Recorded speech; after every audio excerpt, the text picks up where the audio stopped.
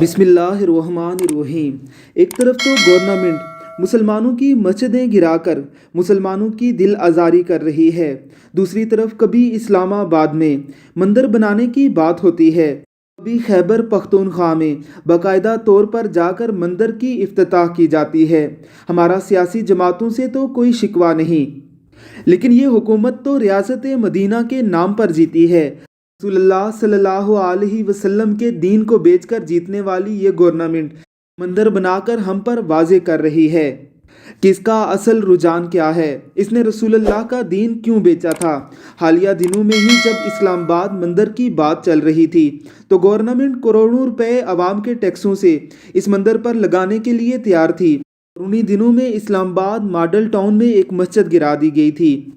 خیبر پختونخوا میں ایک نئے مندر کے افتتاح کے مناظر ہیں۔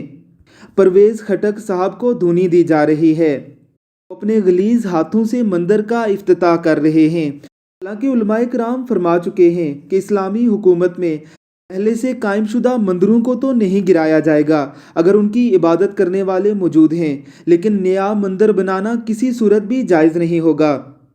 پی ٹی آئی کی گورنمنٹ کے اس طرح کے اقدامات پی ٹی آئی کی گورنمنٹ کی نظریات اور ان کی ترجیحات کی طرف واضح اشارہ کر رہے ہیں۔